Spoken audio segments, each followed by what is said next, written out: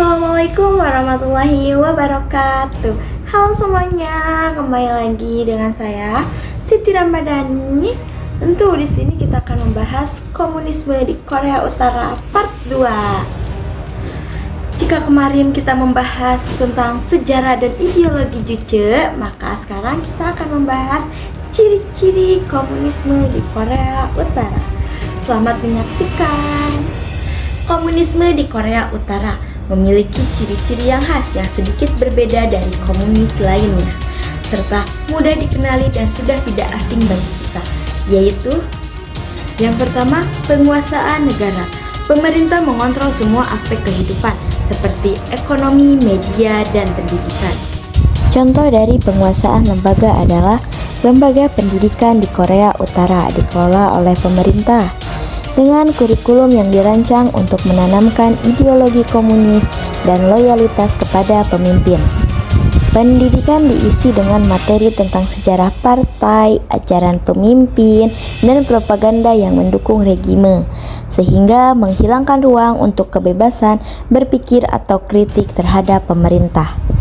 Selain itu, penguasaan negara dalam bidang ekonomi di Korea Utara sangat terpusat dengan kontrol ketat oleh pemerintah atas semua sektor.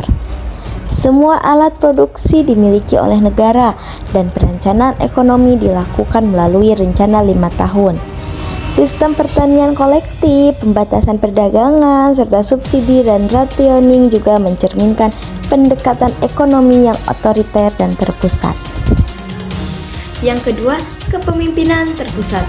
Sistem satu partai di bawah Partai Pekerja Korea, di mana pemimpin dianggap sebagai figur yang tak tergantikan. Penggambaran pemimpin dianggap sebagai figur yang hampir sakral, di mana rakyat diajarkan untuk menghormati dan memuja mereka. Contoh dari kepemimpinan terpusat adalah program Nuclear Weapons Development.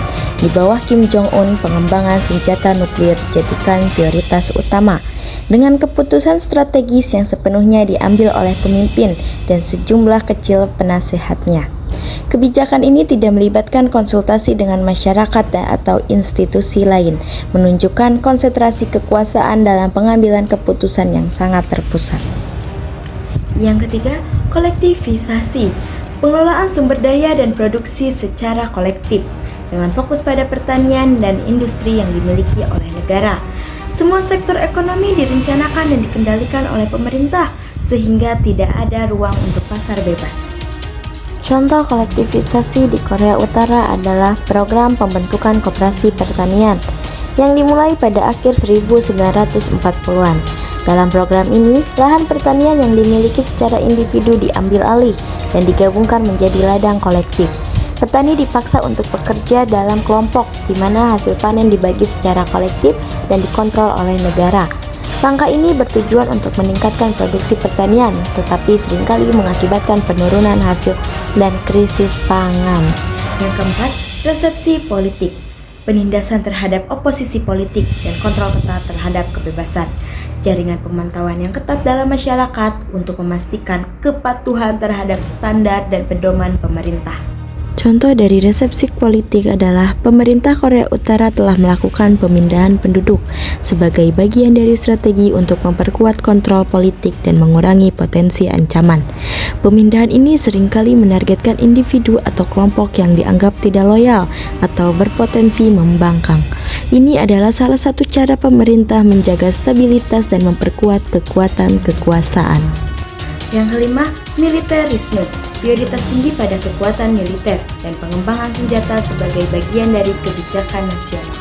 Salah satu contoh militerisme di Korea Utara adalah program pengembangan senjata nuklir.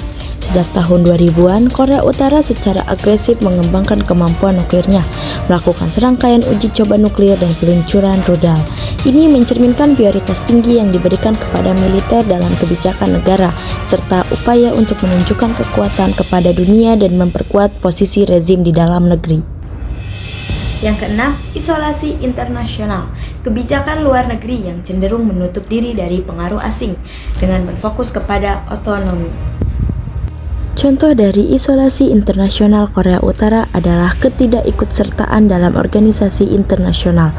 Korea Utara seringkali tidak berpartisipasi dalam forum internasional seperti ASEAN Regional Forum atau konferensi internasional mengenai hak asasi manusia. Ketidakikutsertaan ini membatasi dialog dan kerjasama dengan negara lain yang semakin memperkuat posisi terisolasi negara tersebut di panggung global.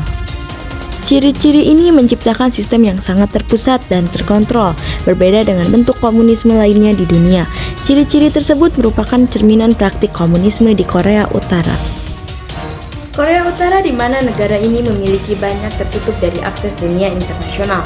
Tetapi topik Korea Utara ini selalu memiliki daya tarik tersendiri bagi studi kebijakan luar negeri maupun keamanan kawasan.